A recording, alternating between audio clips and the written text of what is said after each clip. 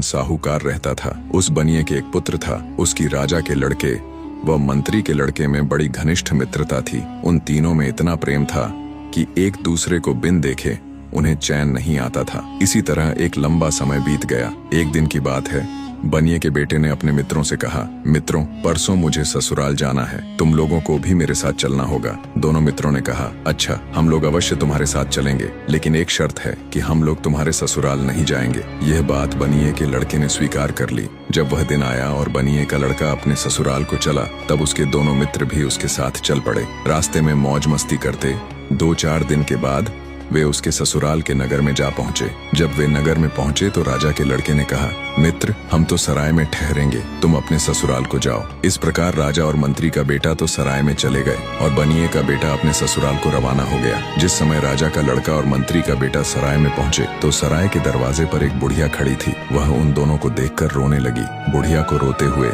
राजा के लड़के ने नहीं देखा, किंतु मंत्री के बेटे की नजर उस रोती हुई बुढ़िया पर पड़ी। मंत्री के लड़के ने सोचा कि बुढ़िया के रोने का कारण पता करना चाहिए, लेकिन पहले रहने का प्रबंध कर लें, फिर उससे रोने का कारण पूछेंगे। यह सोचकर वे सराय के अंदर गए और सबसे अच्छा कमरा देखकर उन्होंने डेरा डाल दिया। उसी सराय के पास एक बहुत सुंदर वेश्या रहती थी। राजा के लड़के की दृष्टि जब वेश्या पर पड़ी तो वह दिलो जान से उस पर आशिक हो गया। वह सोचने लगा, अगर आज की रात इस सुंदरी के साथ कटे तो क्या ही अच्छा हो। यह बात मन में विचार कर राजा के लड़के ने उस वेश्या को अपने पास बुला लिया। जब वेश्या और राजा का लड़का सो गए तो मंत्री का बेटा वहां से उठकर उस बुढ़िया के पास पहुंचा और उसने उससे पूछा, माँ, तुम हम दोनों को सराय में जाता देखकर क्यों रो रही थी? उसका क्या कारण है, मुझे बताओ। बुढ़िया कहने लगी, बेटा, मेरे रोने का कारण यह था कि वह वेश्या जो तेरे मित्र के साथ सो रही है, उसके पेट में सांप है। जब कोई मुसाफिर उसे अपने पास सुलाता है, तब आधी रात के समय वह सांप उसके पेट से निकलकर उस मुसाफिर को डस लेता है,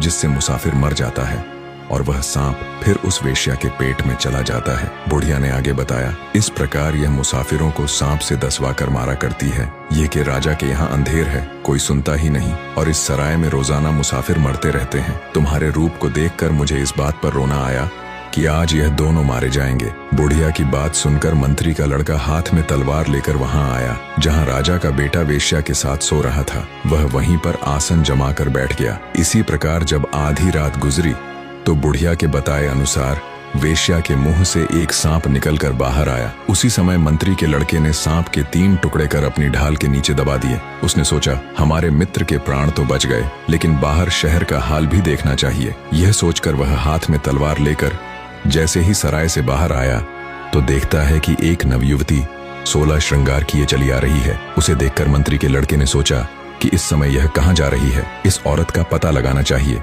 यह सोचकर वह उस नवयुवती के पीछे पीछे चल दिया। वह नवयुवती जंगल के बीच बनी एक साधु की कुटिया की ओर जा रही थी। वह साधु उस युवती की प्रतीक्षा कर रहा था। सोच रहा था कि क्या कारण है जो वह आज अभी तक नहीं आई। इतने में वह युवती आ गई। साधु उसे देखकर क्रोधित स्वर में बोला, आज तूने आने में इतनी देर क्यों लगाई? वह नवयुवती बोली, महाराज, आज मेरा पति मुझे ससुराल ले जाने आया है। मेरे घर वाले उसके सत्कार में लगे हुए थे।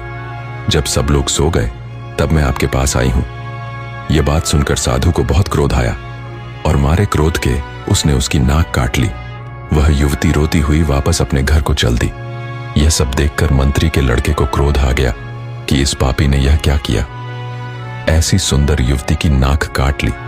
उसने अपनी तलवार के एक ही वार से साधु की गर्दन उसके धड़ से अलग कर दिया और फिर वहां से चल दिया।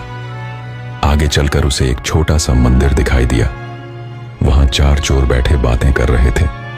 मंत्री का लड़का उनकी बातें सुनने के लिए वहीं मंदिर की एक दीवार की ओट में खड़ा हो गया। तब पहला चोर बोला, अगर आज मुझे बहुत सा माल मिल गया तो मैं इस देवी पर बकरा चढ़ाऊंगा। दूसरा चोर बोला, मैं 2 बकरों की बलि चढ़ाऊंगा। तीसरा चोर बोला, अगर आज हमारे हाथ बहुत सा माल लग गया तो मैं ब्राह्मणों को उनकी इच्छा अनुसार भोजन कराऊंगा। चौथे चोर ने कहा, यदि देवी की कृपा से आज अच्छा माल हाथ लगा तो मैं राजा की बेटी को लाकर उसकी बलि चढ़ाऊंगा। इस प्रकार चारों चोर मन में विचार कर चोरी करने चल दिए। मंत्री के लड़के ने सोचा, इन चारों का भी तमाशा देखना चाहिए कि वे क्या करते हैं। यह विचार कर वह देवी के मंदिर में छिप कर बैठ गया। जब वे चोर शहर में पहुंचे तो चौथे चोर की बुद्धिमत्ता से बहुत सा माल उनके हाथ लगा। सारा माल लेकर वे सब देवी के मंदिर में आ गए। चौथा चोर तीनों साथियों से बोला, चलो यार, इस माल का बंटवारा तो बाद में कर लेंगे, पहले चलकर राजा की बेटी को लाना चाहिए, वरना देवी के सामने झूठा बनना पड़ेगा। यह कहकर वे चारों राजा की बेटी को लेने चल दिए। उन्होंने महल पर कमंद डाली और चारों महल में जाकर राजा की बेटी को चारपाई सहित उठाकर मंदिर के पास ले आए। चौथे चोर ने लड़की को उठाया और मंदिर में ले जाकर उसका सिर काटना चाहा। उसी समय मंत्री के बेटे ने अपनी तलवार से उस चोर का सिर धड़ से अलग कर दिया और राजा की बेटी से बोला, हे राजकुमारी, तू मेरी बहन है, किसी बात की चिंता मत कर, मैं तेरे साथ हूँ। ये चोर तुझे देवी पर बलि चढ़ाने के लिए लाए थे, उनमें से एक तो यहाँ कटा पड़ा है, 3 अभी और बाकी हैं, वे बाहर ही खड़े हैं, अब तू उस कोने में छिप जा। लड़की मंदिर के एक कोने में छिपकर खड़ी हो गई और वह स्वयं मंदिर के द्वार के पीछे तलवार हाथ में लेकर छिपकर खड़ा हो गया। जब पहले चोर को मंदिर के अंदर पहुंचे, काफी देर हो गई तो बाहर खड़े तीनों चोर आपस में कहने लगे, उसे अंदर गए इतनी देर हो गई, अभी तक उसने एक लड़की की बलि नहीं चढ़ाई, क्या उसका सौंदर्य देखकर उसके मन में उसके प्रति प्रेम तो नहीं उमड़ने लगा? यह विचार कर एक चोर उसे देखने मंदिर के अंदर गया। जैसे ही उसने मंदिर के द्वार के अंदर अपने कदम रखे, वैसे ही मंत्री के बेटे ने उसे भी मार डाला। इस प्रकार उसने चारों चोरों को मृत्यु के घाट उतार दिए। तब उसने राजकुमारी से कहा, अब तुम निश्चिंत होकर अपने महल को चली जाओ। मंत्री के बेटे की बात सुनकर राजकुमारी ने कहा, तुमने मेरी जान बचाई है, तुम मुझे मेरे महल पर भी पहुंचा दो। लड़के के दिल में दया आ गई, वह उसे छोड़ने के लिए उसके साथ चल दिया। जब वे महल के पास पहुंचे तो महल पर कम लटक रही थी। यह वही कमंद थी जिसके द्वारा चोर लड़की को महल से निकाल कर ले गए थे। लड़के ने राजकुमारी से कहा, अब तुम इस कमंद के द्वारा ऊपर चली जाओ। राजकुमारी बोली, तुमने मुझे यहाँ तक तो पहुँचा दिया, इतनी कृपा और कर दो, मुझे मेरे महल में पहुंचा दे। मंत्री के लड़के ने कमंद के द्वारा राजकुमारी को महल में भी पहुंचा दिया। जब राजकुमारी अपने महल में सुरक्षित पहुंच गई तो लड़के ने कहा, राजकुमारी, अब हमको जाने की आज्ञा दीजिए। परंतु राजकुमारी तो मंत्री के लड़के की सुंदरता वह यौवन पर मोहित हो चुकी थी और उसे बोली, तुमने मेरी जान बचाई है, उसके बदले में तुम मुझे अपनी दासी बना लो। राजा की बेटी की बात सुनकर लड़का बोला, हे भगवान, तू यह क्या अनर्थ कर रही है? मैं तो तुझे अपनी बहन कह चुका हूँ, अब तू मुझसे ऐसी बात क्यों कर रही है? परंतु राजकुमारी तो उसके रूप यौवन में अंधी हो चुकी थी। वह बोली, तुम आज की रात मेरे साथ गुजारो, वरना मैं तुझे मरवा दूंगी। तब लड़का बोला, वाह क्या खूब, नेकी बर्बाद गुनाह लाजिम। यह कहकर वह कमंद के द्वारा महल से नीचे उतर कर भागा। लड़की ने एकदम शोर मचा दिया, चोर चोर चोर। इतने में नगर का कोतवाल टहलता हुआ महल के नीचे आ पहुंचा और मंत्री के लड़के को कम से उतरते देखकर उसने उसे पकड़ लिया और कोतवाली में ले गया। मंत्री के लड़के ने सोचा, नेकी का तो जमाना ही नहीं रहा, अच्छा करते हैं तो बुरा फल मिलता है, पुण्य के बदले पाप चढ़ता है। इसी सोच विचार में रात बीत गई। जब सुबह हुई तो कोतवाल ने लड़के को लेकर कचहरी की ओर चल दिया। उधर राजा का लड़का सुबह सोकर उठा तो देखा कि उसकी बगल में वह वेश्या मरी पड़ी है और मंत्री का लड़का भी वहां नहीं है। यह देखकर राजा का लड़का बहुत घबराया। इतने में उस वेश्या की माँ वहां आ पहुंची और जब उसने राजकुमार को जीवित देखा तो वह आश्चर्यचकित रह गई। वह सोचने लगी, आज क्या बात है, जो मुसाफिर जीवित बच गया, इसका माल हमारे हाथ कैसे लगेगा? यह सोचकर उसने अपनी बेटी को जगाने के लिए उसके ऊपर पड़ी चादर हटाई तो देखा कि वह मृत पड़ी है। यह देखकर वह चीख चीख कर रोने लगी, कहने लगी, मैया कोई जल्दी से दौड़ कर आओ, इसने तो मेरी बेटी को मार डाला। यह तो इसका मन बहलाने आई थी और इसने तो मेरी बेटी को ही मार डाला। उसका शोर सुनकर वहां बहुत से लोग एकत्र हो गए तथा सिपाही वगैरह भी वहां आ गए। सैनिक ने लड़की की माँ से पूछा, क्या बात है? लड़की की माँ बोली, सरकार, मेरी बेटी शाम में अच्छी भली इस मुसाफिर के पास आई थी, फिर न जाने इस मुसाफिर ने इसे क्यों मार डाला। यह सुनकर सैनिक राजकुमार से बोला, तुम बताओ यह लड़की कैसे मरी, और सुनो ठीक ठीक बताना वरना मैं तुम्हारी खाल उतार लूंगा। राजकुमार बोला, मुझे कुछ नहीं पता कि यह किस प्रकार मरी। हाँ, ये रात को मेरे पास आकर अवश्य सोई थी, आधी रात तक हम दोनों जागते रहे, फिर सो गए। मुझे नहीं मालूम यह किस प्रकार मरी और इसे किसने मारा। राजकुमार की बात सुनकर सैनिक राजकुमार को गिरफ्तार करके कचहरी ले गया। उधर जब साहूकार का लड़का शाम के समय अपने ससुराल पहुंचा तो उसका बड़ा स्वागत किया। रात के समय साहूकार का लड़का अपनी पत्नी के कमरे में जाकर लेट गया। दोनों पति पत्नी एक ही बिस्तर पर लेट गए और आनंद करने लगे। जब आधी रात के समय साहूकार का लड़का सो गया तो उसकी पत्नी ने सोचा कि सुबह तो यह मुझे लेकर चला ही जाएगा। यह वही लड़की थी जो जंगल में अपने प्रेमी साधु से मिलने गई थी और उसने इसकी नाक कट ली थी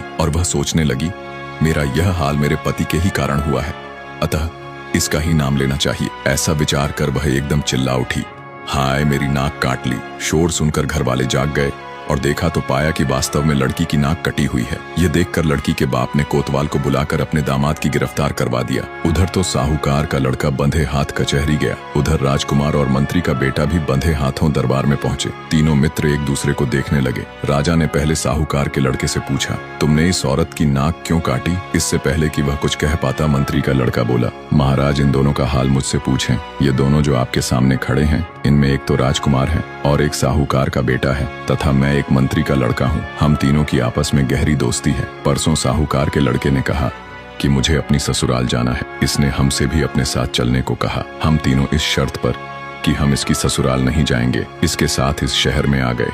इस शहर में साहूकार के लड़के की ससुराल है और यह अपनी पत्नी को लेने के लिए आया था। शर्त के मुताबिक यह तो अपनी ससुराल चला गया और हम दोनों एक सराय में ठहर गए। इस प्रकार उसने शुरू से लेकर आखिरी तक का सारा वृतांत राजा को कह सुनाया और राजा से कहा, अगर आपको मेरी कही हुई बात पर विश्वास ना हो तो उस सराय के कमरे में जाकर देख लीजिए, वहां पर सांप के टुकड़े पड़े होंगे। मंत्री के लड़के की बात सुनकर राजा ने अपने सैनिकों को सराय में भेजा। वे थोड़ी देर बाद ही सांप के टुकड़े उठा लाए। राजा ने यह दृश्य देखकर राजकुमार और साहूकार के बेटे को रिहा कर दिया और वेश्या और उसकी मां को फांसी की सजा सुना दी। मंत्री का लड़का आगे बोला, अब मैं आपको आपकी बेटी के कारनामे बताता हूँ।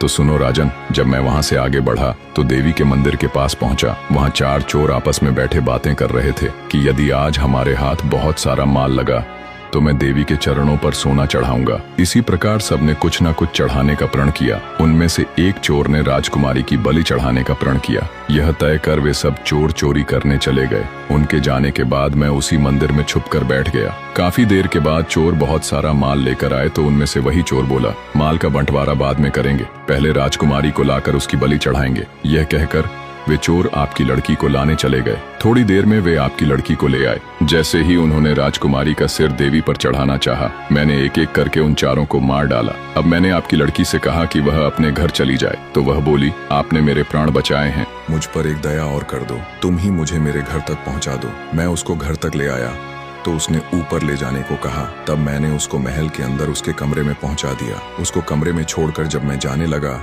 तो राजकुमारी की नीयत खराब हो गई और उसने मेरे साथ भोग विलास करना चाहा। मैंने मना किया तो बोली, यदि ऐसा नहीं करोगे तो मैं शोर मचा दूंगी। परंतु मैं उसको अपनी धर्म बहन मान चुका था, अतः उससे हाथ छुड़ाकर वहां से भागा। मैं उन चारों चोरों के द्वारा लटकाई रस्सी के जरिए नीचे उतर ही रहा था कि उसने शोर मचा दिया। चोर उसी समय कोतवाल वहां से गुजर रहा था। उसने फौरन मुझे गिरफ्तार कर लिया। यदि आपको अब भी विश्वास ना हो रहा हो तो मंदिर में जाकर देख लीजिए, वहां बहुत सा माल और चारों चोरों की लाशें पड़ी हुई मिल जाएंगी। मंत्री के लड़के की बात सुनकर राजा आश्चर्यचकित रह गया। वह स्वयं मंदिर पहुंचा। मंदिर में वास्तव में ही बहुत सारा माल और 4 चोरों की लाशें पड़ी थीं। यह देखकर राजा ने मंत्री के लड़के को भी रिहा कर दिया और अपनी बेटी को फांसी पर लटका दिया। राजा ने मंत्री के लड़के को अपना पुत्र बना लिया और उसे अपना सारा राजपाट देकर खुद तीर्थ यात्रा पर निकल गया। हमारी इस कहानी में बने रहने के लिए आप सभी का धन्यवाद।